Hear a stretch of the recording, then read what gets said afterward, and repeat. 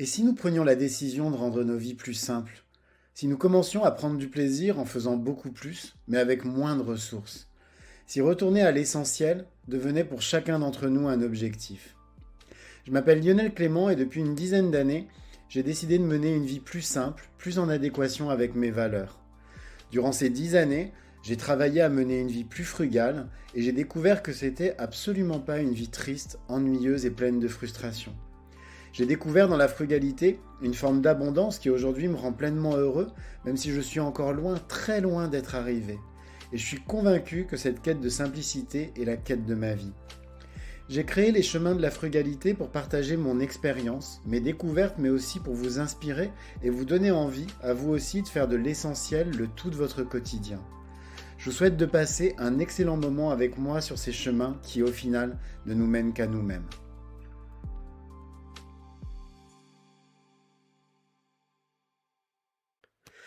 Gandhi disait qu'on reconnaît le degré de civilisation d'un peuple à la manière dont il traite ses animaux.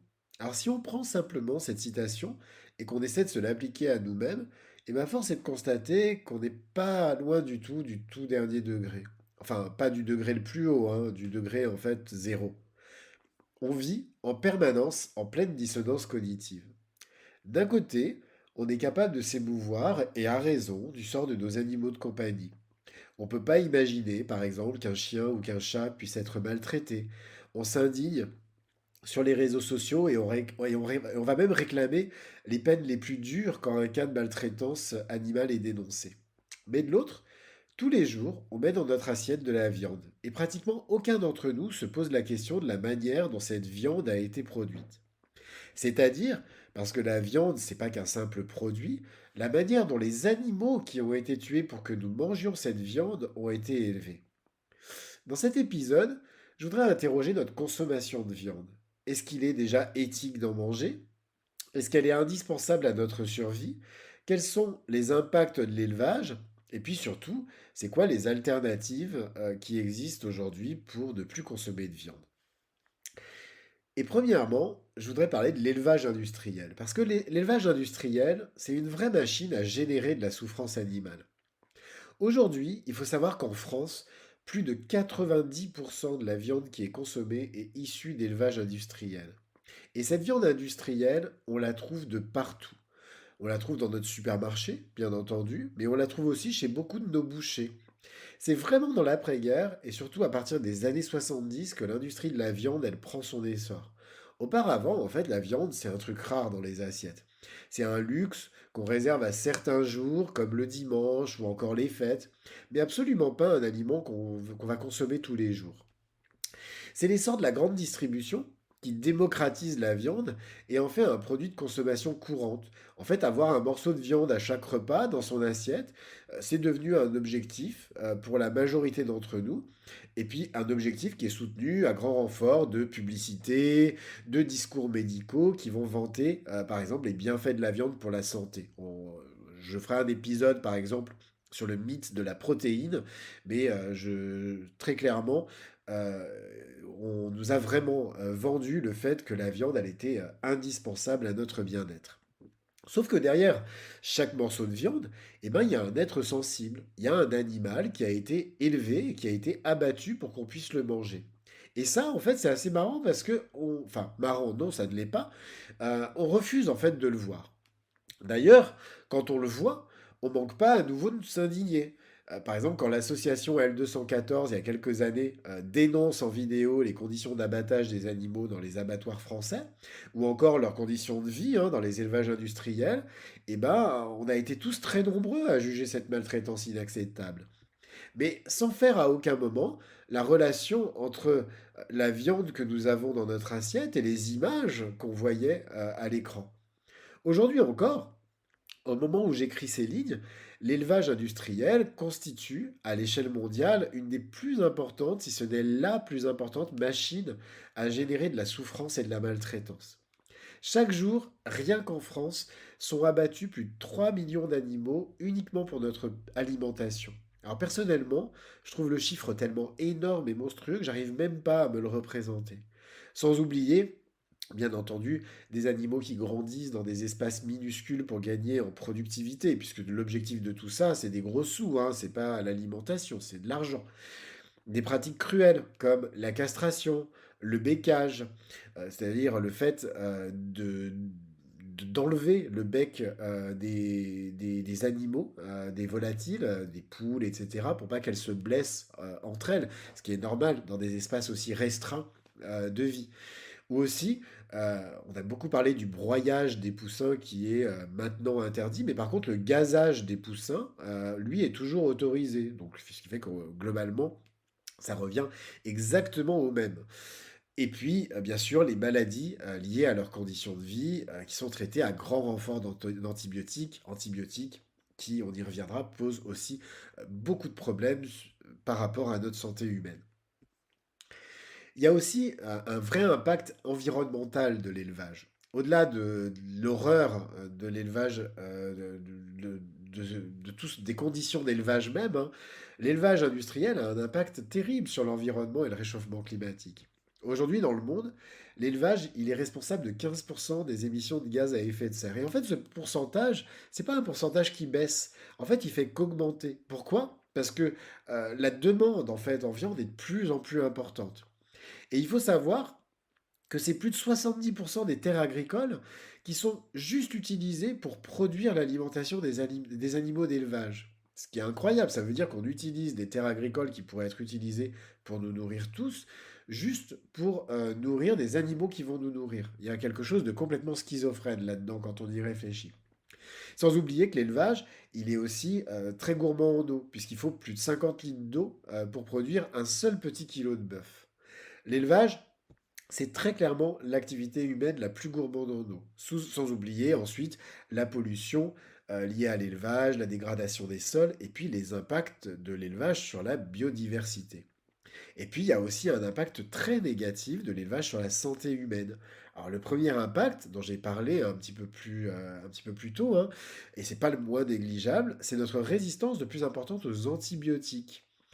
En fait, on s'en rend pas compte, mais dans la viande qu'on a dans notre assiette, en fait, on consomme tous les jours plein d'antibiotiques. Alors à des très faibles doses, parfois des doses un petit peu plus importantes, mais en tout cas qui nous rendent progressivement résistants en fait à ces antibiotiques. Et ça pose de vrais problèmes sanitaires, tout simplement parce qu'à un moment, on ne sait plus comment traiter les maladies.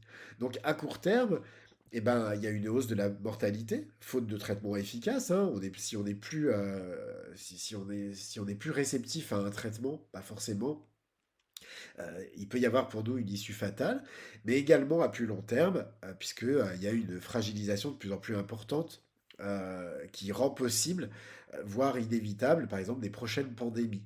Et ça, c'est le fait, par exemple, que nous soyons de plus en plus résistants aux antibiotiques, fait dire aux experts que, en fait, on ne fait que préparer le terreau de prochaines pandémies, qui seront sans doute beaucoup plus graves que ce qu'on a pu connaître avec le Covid. Sans oublier les maladies liées à notre consommation excessive de viande, hein, comme les maladies cardiovasculaires et même certains cancers. Pourtant, il y a des alternatives pour réduire, voire supprimer la viande de nos assiettes. Alors ici, je vais les mentionner, mais j'ai pas envie de plébisciter par contre toutes les alternatives industrielles, comme par exemple les viandes qui sont cultivées en laboratoire, ou encore les élevages d'insectes hein, qui se démocratisent parce qu'ils sont présentés comme des solutions miracles. Premièrement, alors les alternatives industrielles ont qu'un objectif, c'est vraiment du greenwashing en fait. C'est vraiment de continuer à générer toujours plus de profits en allant vers une tendance qui veut, en gros, qui voudrait aller vers moins de consommation de viande. Et selon moi, c'est pas viable. On est tous, je pense, de plus en plus conscients que la croissance, ce mythe de la croissance indéfinie, est vraiment des problèmes majeurs qu'on a à affronter aujourd'hui par rapport à tous les défis environnementaux et sociétaux auxquels on est confronté. Et à mon avis, seul le renoncement à la croissance et des vrais changements profonds dans nos modes de vie peuvent apporter des vraies modifications pérennes, en tout cas. Donc, très clairement, ces alternatives industrielles, je ne les plébiscite pas. Quant aux insectes, bah, il s'agit aussi d'animaux. Et le fait de se dire que les insectes, ben, ce seraient des animaux un petit peu à part, c'est complètement absurde. Non, il s'agit d'animaux sensibles, donc d'animaux qui sont aussi capables de souffrance, etc. En fait, c'est juste une manière d'invisibiliser la souffrance en la déportant sur des animaux dont, collectivement, eh ben, en fait, on se soucie beaucoup moins. C'est clair qu'on va moins se soucier du sort de chenilles, ce qui peut-être là aussi pose un vrai problème en termes de manière de se représenter les choses, mais on va moins se soucier du sort de chenille que du sort, par exemple, d'une vache ou d'un lapin. Alors qu'en soi, ça reste des animaux sensibles, que ce soit des chenilles, des vaches, des lapins, etc.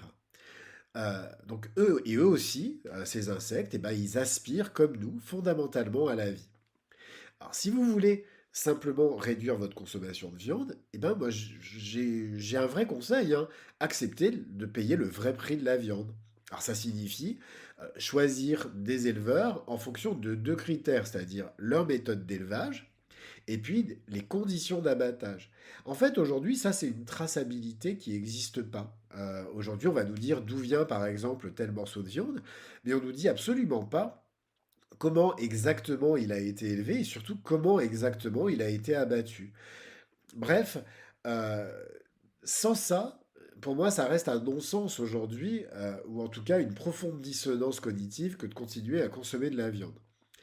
Et puis, vous pouvez aussi supprimer la viande de votre assiette. Et pour ça, eh ben, il suffit d'adopter un régime végétarien ou végétalien. Donc, j'en ai parlé à plusieurs reprises hein, dans ce podcast, et puis je reviendrai régulièrement dessus, puisque c'est aujourd'hui une des thématiques fortes de ce podcast. Et contrairement à ce qu'on peut penser, ces régimes alimentaires, eh ben, c'est pas du tout des régimes alimentaires qui sont carencés, loin de là. Aujourd'hui, c'est des régimes alimentaires qui sont équilibrés et que de nombreux nutritionnistes plébiscitent parce que justement, ils permettent de réduire certaines maladies, etc. Et ils permettent aussi à des personnes de retrouver un vrai équilibre de vie. Puis surtout, c'est des régimes alimentaires qui sont exempts de souffrance. Sans oublier, bien entendu, qu'il est peut-être temps de commencer à sensibiliser et éduquer la population aux enjeux environnementaux mais, liés à l'alimentation, mais aussi aux enjeux liés à l'impact sur justement la souffrance qu'on va générer simplement parce qu'on a envie de manger un morceau de viande, par exemple. Alors bien entendu, tout ça, ça nécessite de repenser tout un modèle de société hein, qui est basé sur l'exploitation de la souffrance. Aujourd'hui, notre société, elle est basée sur l'exploitation de la souffrance. Mais si on reprend les mots de Gandhi, à quel degré de civilisation est-ce qu'on veut vraiment être aujourd'hui? Et quel degré de civilisation sera nécessaire pour affronter les défis environnementaux et sociétaux des prochaines années? C'est des questions ouvertes, mais je pense que c'est des questions qu'il est vraiment temps de se poser.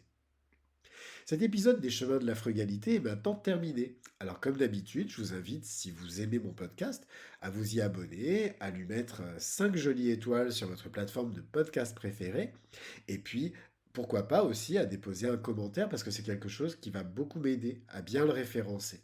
Et puis sinon, vous pouvez aussi le partager autour de vous afin de le faire connaître à vos proches. En attendant, je vous souhaite à tous une très très belle journée et puis je vous dis à demain pour un nouvel épisode. Au revoir.